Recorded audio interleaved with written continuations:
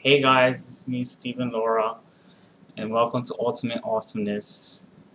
Yeah, I'm finally back. It's been a while since I've been gone.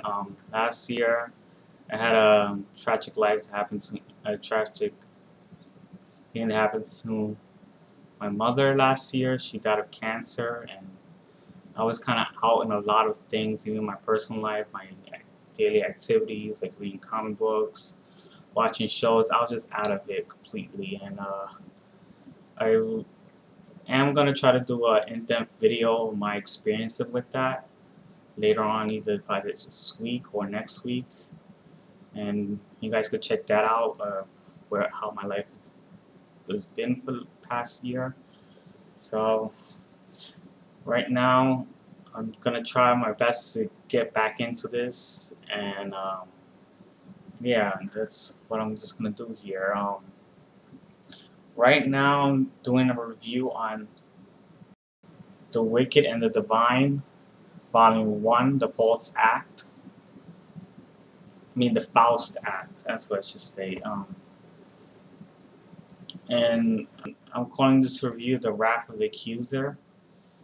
The book is written by Kieron Gillan, and the art is by Jamie McNeville, McClevey, but I actually McClevey. And first, I'm going to do the introduction, and then talk about what the book is about, the story, and what I liked and what I didn't like, and then I'm going to do a theme and a conclusion. So I'm going to let you know right off the bat, I picked up this book because it's the next book I had for the. This is the next book in the comic book meeting that I usually go to from Emerald City Comics, and when they was announcing this is the next book to read for for the comic book club, I was really excited to read it because it was written by Kieron Gillan, and also the first thing that grabbed my attention of the book is the coloring and amazing art. It looked pretty stunning, very flashy. Um, it really popped out at me, and I think it has a nice choice of colors, and it really gives the feel of the book. Anyways, I think Kieron Gillan is a great writer, and he definitely is one of my top favorites. He's written so many great titles like Journey to the Mystery, which is a Loki was mostly focused on Loki. The, the books he's written, Darth Vader, Angela, Asgard Assassin, Uncanny X-Men. There's a Avengers vs. X-Men tie-in called Consequences. He also wrote 1602 Witch Angela, which was from the Secret Wars, where they had a whole bunch of spin-off titles focusing on separate universes, and one was happened to be about Angela in the 1600s, 1602 universe. I don't know if you heard about that. And Dr. Afra is another book he's written that he's currently writing right now. It's a like Indiana Jones female Han Solo character. She's basically a a supporting character from the Darth Vader series, and due to popular demand of that character, I actually like that character too. She got her own series, and Kieron Gillan started writing that. Um, there's only a few titles that I didn't like from Gillian, and it's Warring Origin 2, Iron Man, the worst Iron Man series I've ever read. It's just not good because he tried to rewrite the origin of Iron Man. It's him being adopted by Howard Stark, not his biological father, and it just got a little bit messy. It wasn't a great series. It's really terrible. It was really bad. And then there's Young Avengers. Yes, I did. You read that right. I did not like Young Avengers. And it's mainly because it focuses way too much of the gay culture. It was very stereotypical and in your face all the time. And I didn't like the millennial social media aspect because it just goes with all the selfies and text messaging. It was just a little too much for me. It's like it just try to get really into what's in the now, what's what the millennials are into. It was very stereotypical for gay culture and this new generation that's begun.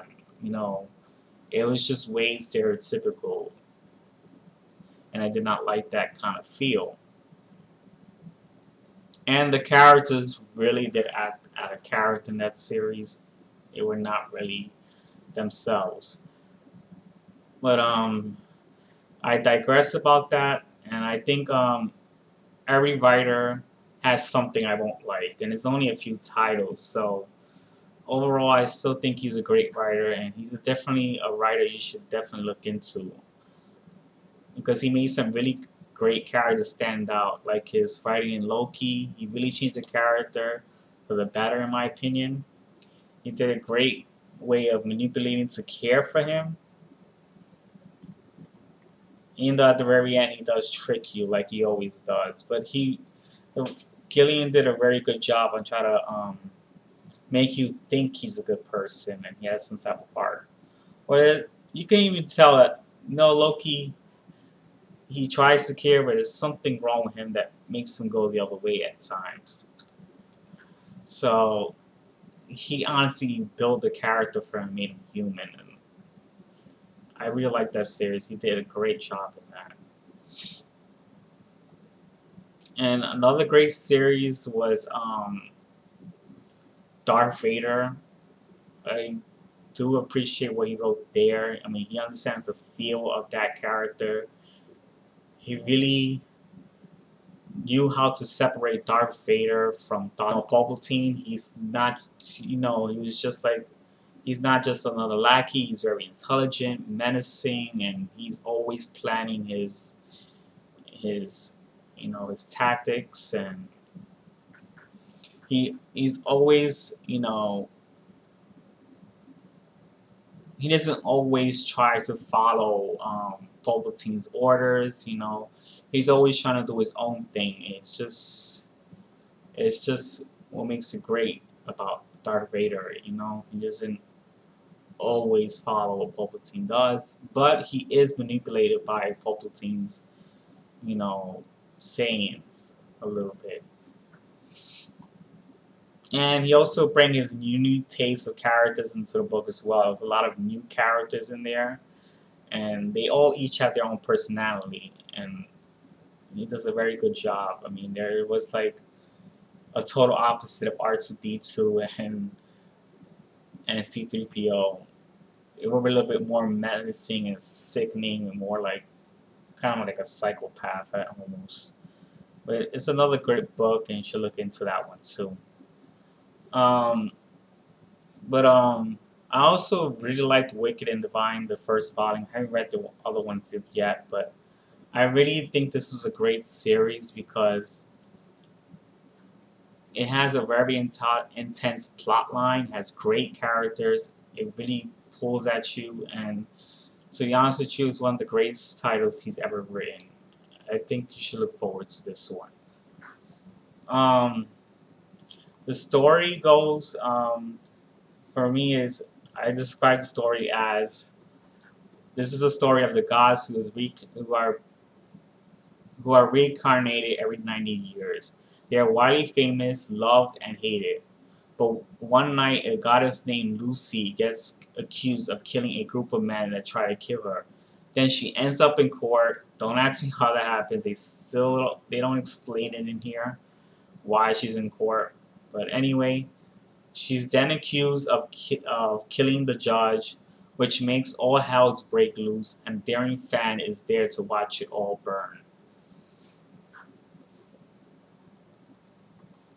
Now I'm going to discuss what I did like about this series.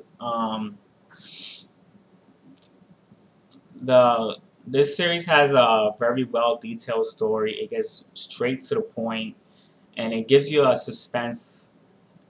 It gives you a suspense as to what's happening. It's a great plot twist at the end of the volume you would expect to happen. It'll definitely make you want to pick up the next volume of the series.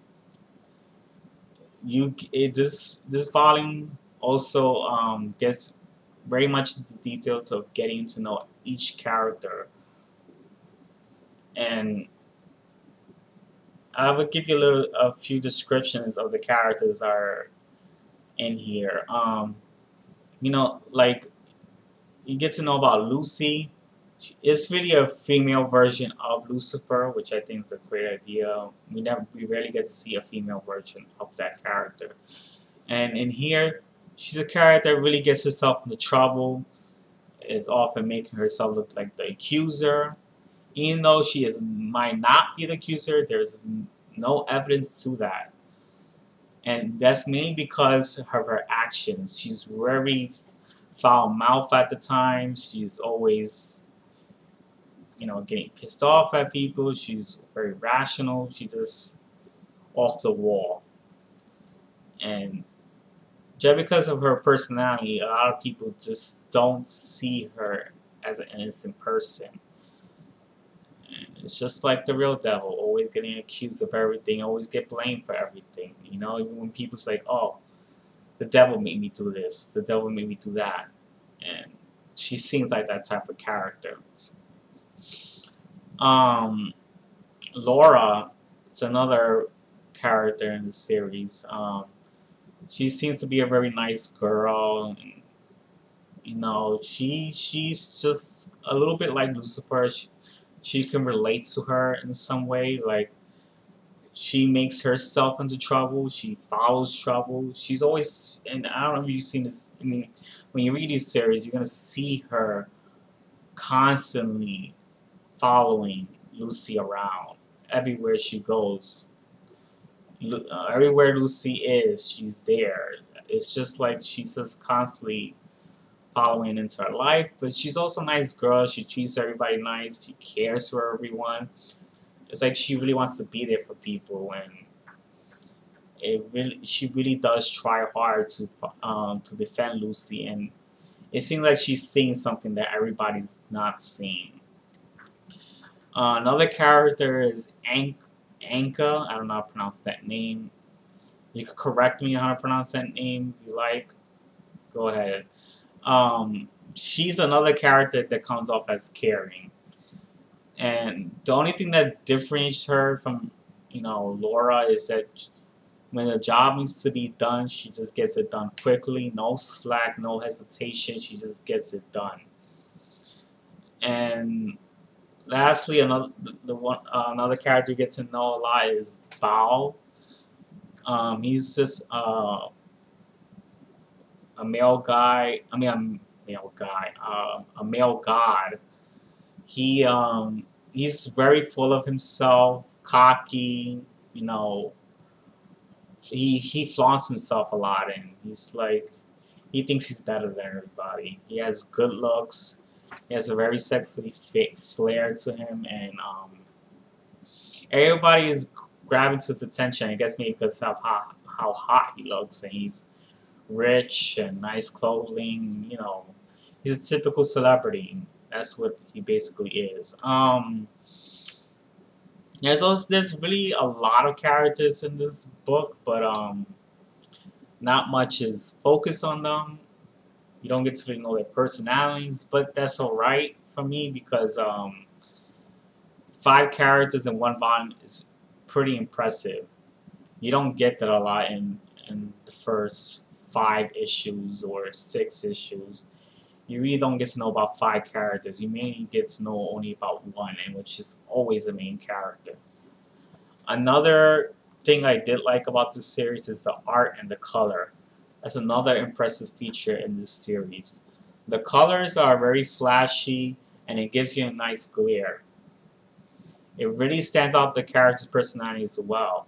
There's great use of light colors like red, pink, blue, yellow, and green. It's just light colors basically. That's what I'm trying to describe here. Sometimes the reason why I said red, I know pink is obviously the light version of red, but it's just there's some color of red that is more red than pink. It's more like, you know, fuchsia, or it's just it's more red.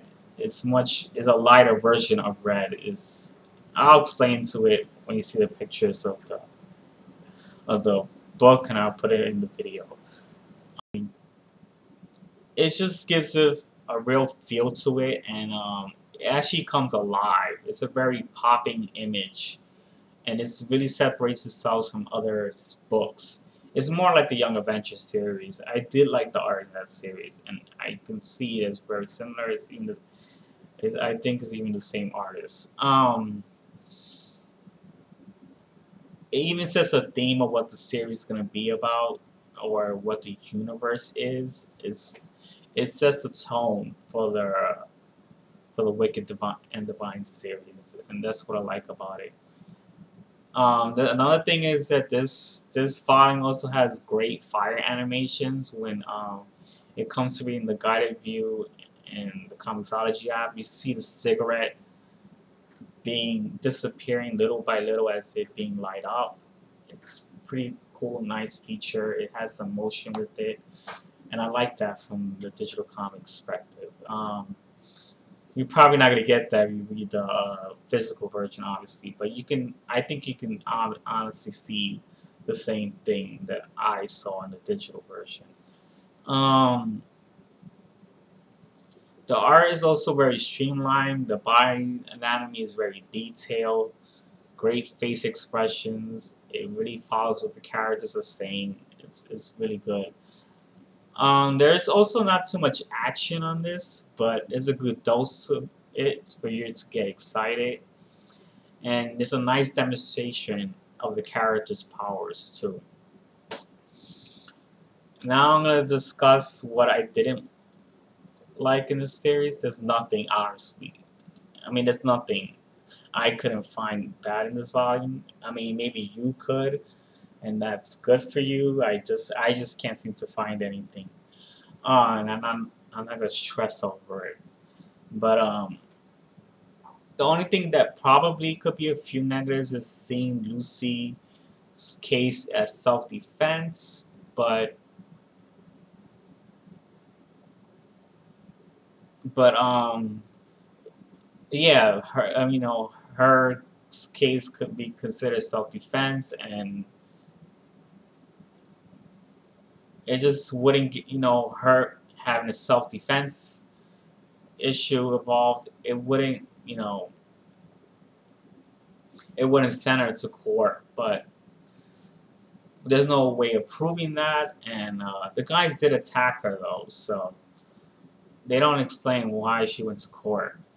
But we never know how the judicial system plays in this fictional world, and I've seen different fictions with different, you know, judicial systems. They're not the same as ours. It's totally different, and there have been many different kinds of judicial systems all over the world and in our history. So, and you can always come up with your own kind of system. There's always a play into the real world specifics.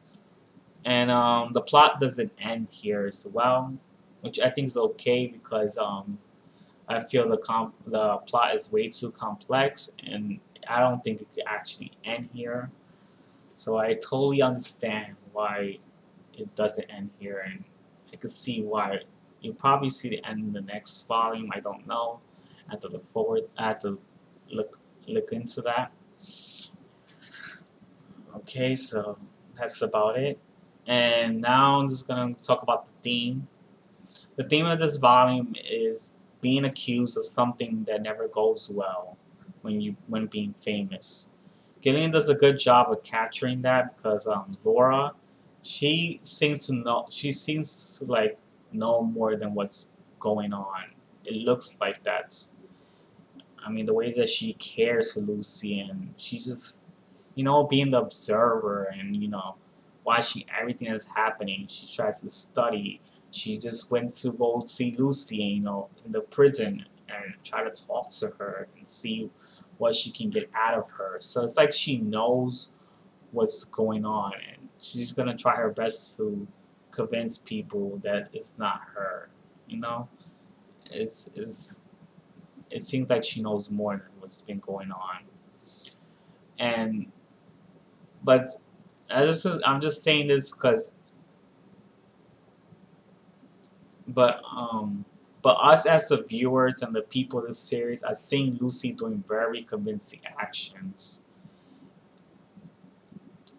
Like for example, Lucy does certain movements and she gets, you know, every time she does that movement, the person dies.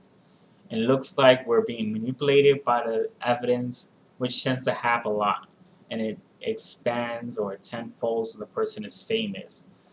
And the greatest example I like to bring up is the Bill Cosby case. First, you see one woman accusing Bill Cosby of sexual acts. Then it gets multiplied with more women, like I guess like about 50 women that just came out of nowhere and started accusing of the same actions, and it gets blown up by the media. You know, eventually, I don't know, I'm not sure, but it looks like is I mean Bill Cosby obviously won the case as of recently, and it seems like people found out that the women were manipulating the actions to get money. I'm not sure there's any proof to that, but a lot of people have thought of that. And now, I mean, as of like February 2017, the case has been opened again with another woman accusing of, sexual actions.